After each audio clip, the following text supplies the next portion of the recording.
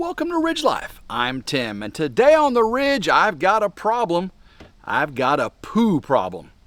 And we're going to take care of that today. Let's do this. I've been living in this 18-foot camper trailer for a couple months now up here on the Ridge. I live in West Tennessee, and it gets a little hot here in the summertime. But guys, I am 100% off-grid, meaning all my power for the camper here comes from solar power.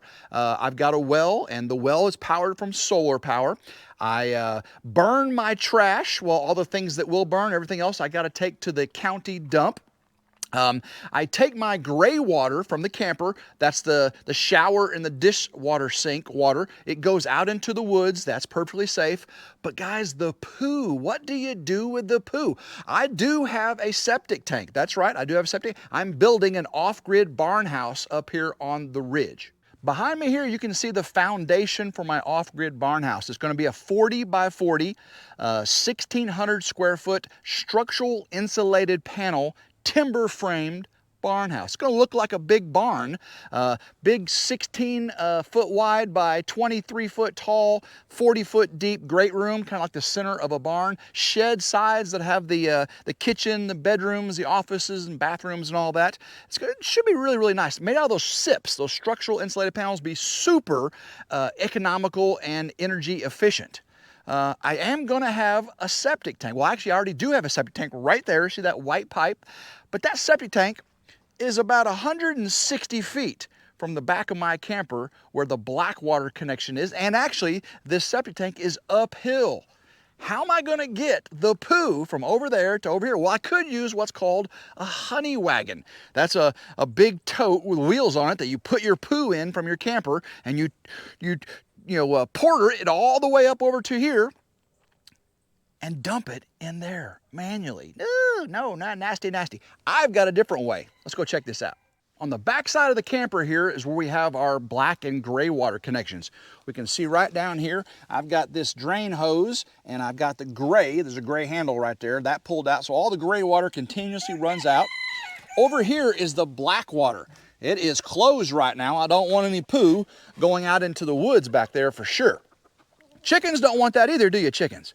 But I do have a solution. What I've got in this box right here, this MCTP 308GN, is a Macerator. It's a dookie chopper. Will it work? We gotta get this thing connected and see if we can pump this all the way over to the septic tank from the camper, about 160, 165 feet. We gotta use 3/4 inch hose, no smaller than 3/4 inch hose. Probably gonna need 2 100-foot hoses. That's a lot of back pressure. Can it do it? And what it does, it emulsifies, chops up all that dookie and toilet paper and all that stuff, and then uses water pressure as well to push it all the way uphill to the septic tank. I hope this works because I do not want to use a honey wagon. So let's see if we can get this set up. Elvis, you excited? I know I'm excited. Let's start off first by seeing what's in the box here. Again, this is not a paid sponsorship. I bought this on Amazon to use myself, and it is a Goner's portable RV waste pump, self-priming macerator or macerator. Ooh, I can't wait to get this thing tried out. Let's see. So we've got a water line hose connection with a valve on it. That's pretty cool. We have, let's see, a clear 3/4 inch hose, some hose clamps. We've got a hose barb to garden hose brass fitting right there. Let's see what else is in here. Okay, it's the pump itself. Let me get the plastic off of it and see what we've got. Okay, look at this, guys. Those blades inside there just chop. And looks like we hook a hose connection right there. We have a water line right there. Guys, by the way, this is 12 volt DC, and it comes with a car adapter, plug in, on, off switch. And then of course we have a battery adapter right here so I can plug it onto a battery. So looks like we have everything we need. Gotta get the hoses stretched out all the way from here to the septic tank.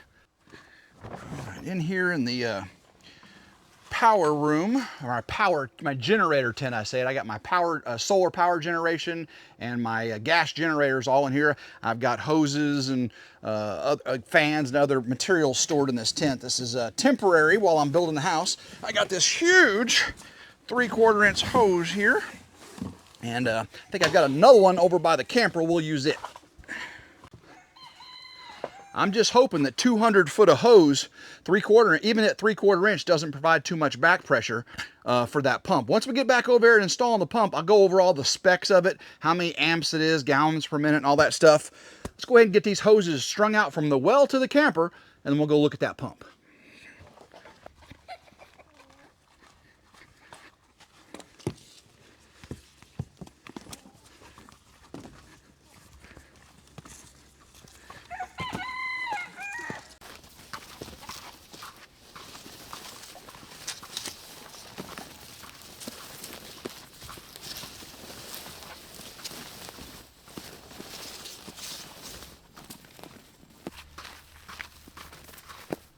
All right, it's definitely going to take 2 of these hoses to make it over there. Let me get the other one, connect it to here, and we'll get it over to the septic tank.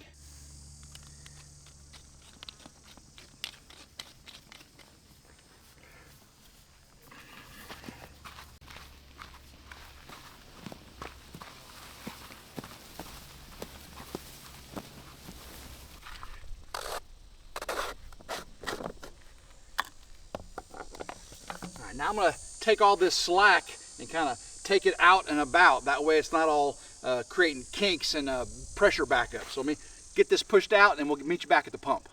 First thing I'm going to do, I got my fresh water hose. This is the hose I normally have connected to the camper. I just disconnected over there, and I'll plug it in, screw it down right here to this valve. And the valve does have an arrow on it saying flow that way. Of course, the valve is closed. Get that nice and tight. And then I'm just going to screw it down here on this pump. Come here and check this out. Again, this is the freshwater inlet with the check valve on it. I'm just going to screw this or tighten this down right on top of here. So this will be our freshwater injection. So it injects fresh water into here. The motor spins, the blades macerate or chop up, and this pressure, water pressure, then pushes it out here to the septic tank. That's the plan at least. So I'm going to get this tight so it doesn't leak. And now we can start working on this hose connection here.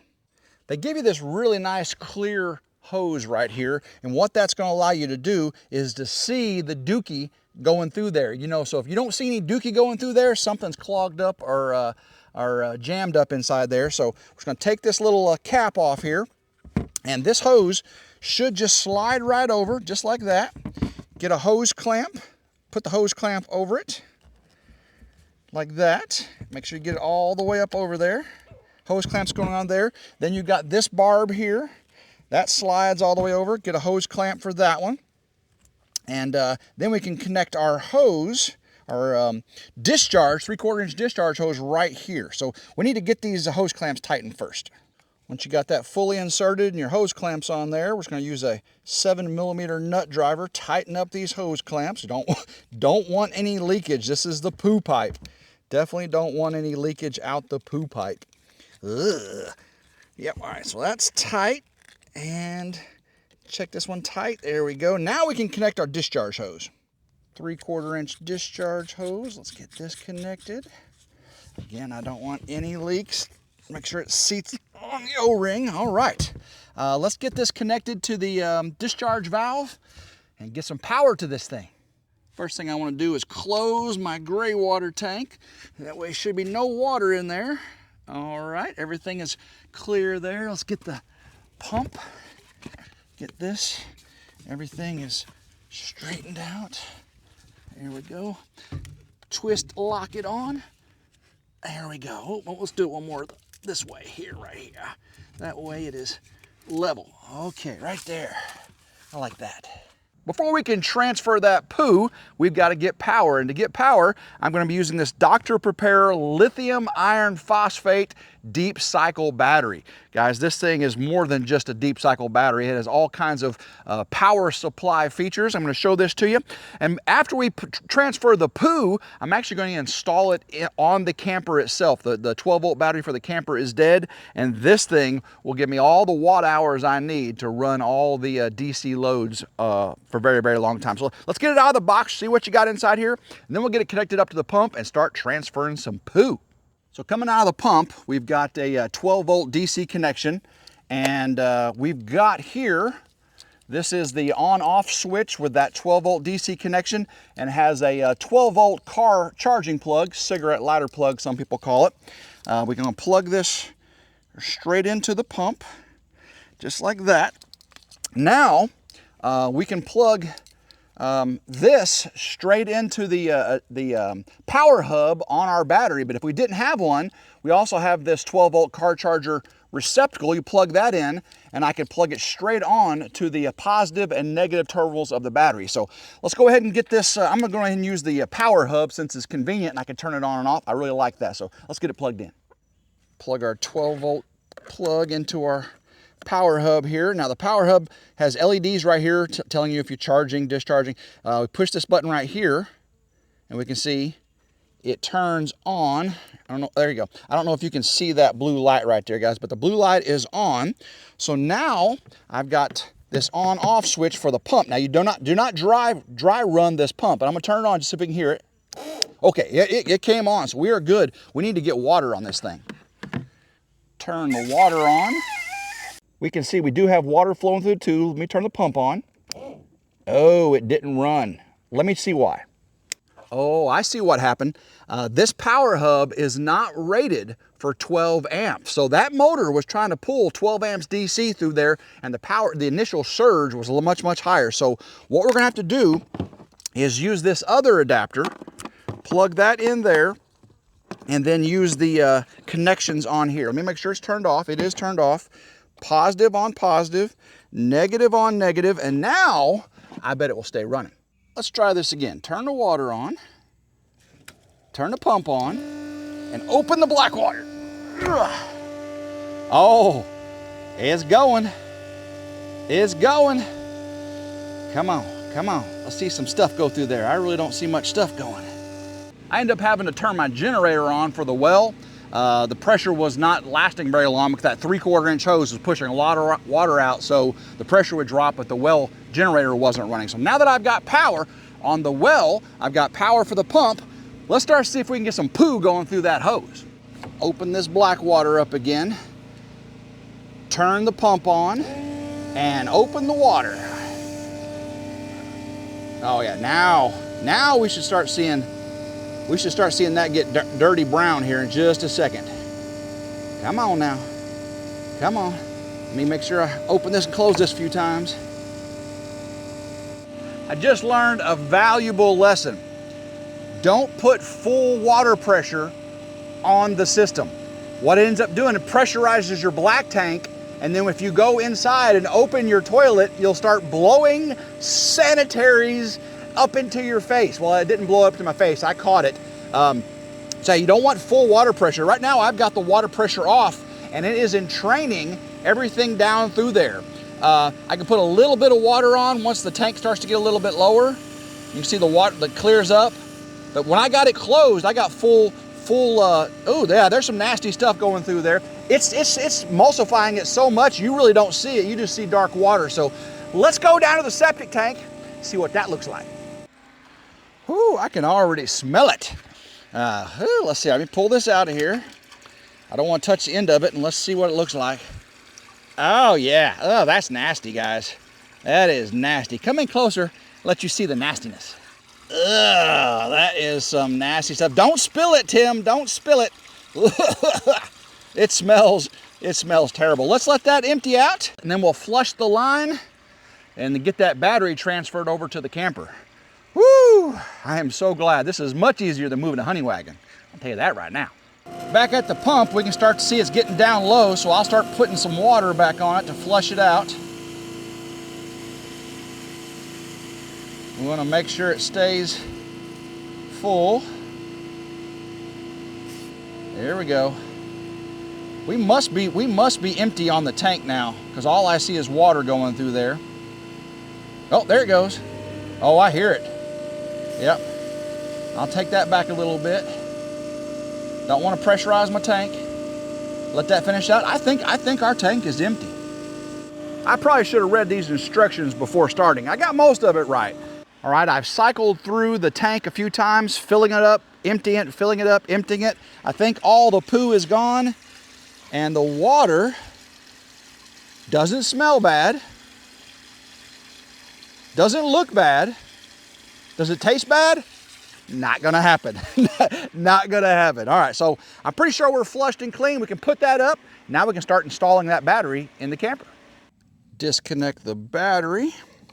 Everything over there with the pump is disconnected and secured, cleaned up. And we got, the battery is still 100% charged. I wish you could see the LEDs, but the light, that doesn't really show very well. But they are, all 4 LEDs, still 100% lit. That's pretty awesome. This thing is gonna run this camper for a long time. Get that battery changed out. Gotta get access to it. Let's get back here. I think that'll be enough room.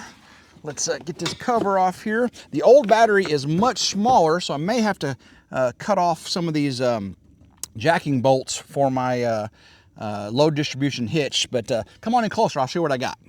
Here's the old battery. Let's get this cover off here. All right, and you can see it's a Duralast. It is a marine battery. It was great for this. You can see some corrosion on here. We need to get this disconnected, get this battery out of here. And again, I think the new one is much bigger, so I may have to cut this jacking bolt back a little bit. I'll just have to do one of them probably. Let's get this disconnected and see if the other one fits. Get these bolts off of here. Come on, get on there.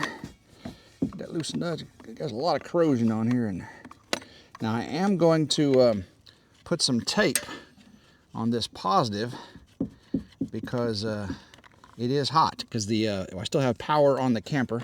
So get that off there. Put a little tape on here so it doesn't arc to anything. Little buddy tab so I can pull it back off. There we go. Get that off to the side. Get the negative off of here. Now this little lead acid battery, even though it's going to be smaller than the lithium iron phosphate battery, it's going to be heavy. Very, very heavy, because it's lead. Get this one out of here. All right, now let's get the new one, see if the case will fit down in there, and then if the case doesn't fit, we'll have to cut that bolt back, and then we'll put the battery in. All right, got the new battery case here. Slide this back. Oh yeah. Let's see here. Actually, I think it may fit behind. Oh yeah, I think we're gonna be good. Get that out of the way. Yeah. Oh yeah. Yeah, we're good. Yep. Now I can just pop that battery down in there. I mean, the bolts push on it a little bit, but I think it's gonna hold it in place. So let me get the cover off of it. We'll slide the new battery down in there. Got the new battery. I love the handles. These handles, these straps, man, this makes it so much easier to maneuver. Let's get it slid down in the case. Oh yeah, perfect. Not gonna be an issue. There we go, slid down perfectly. File off all the corrosion from this positive lug here. That way I get a good electrical connection. Make sure I don't have any kind of power issues on it. And then we'll check the voltage, make sure that it is because right now this thing is being powered up from the rectifier inside the camper. I got 120 volts going to the camper. All right, and oops, let's see here. I got this on DC voltage, and we have, all right, a little over 13 volts. So it is charging, so it would be trying to charge. So let me clean it up just a little bit more. And we'll get these put on the studs. Let's get the positive on first. See if I can do this without shocking anything. I could take the 120 off the camper and there would be no DC volts on this, but since it's 13.5 volts, that is not a big deal. Less than 50 volts I ain't too worried about for battery voltage, DC voltage. All right, so I got that one there. I'm just gonna finger tight it for now. The battery box, the cover I have, does have a place made so the cable can go inside of it. So, all right, let's get the negative now. Do the same thing. Oops, I can get the washer. I've got the brass washers on both sides. Get it started. And I believe these are 14 millimeter. Go across the back there. Hand tight. All right. Let's go 14 millimeter, tighten these up. And then we'll check, turn the power off to the camper, and make sure our DC loads work. Let's see me push the button. Yep, battery is still fully charged. I got 4 blue LEDs there. So before we fasten it all up, we'll make sure it works. I know it's going to. I know it's going to. All right, that's tight. Let's get this one tight.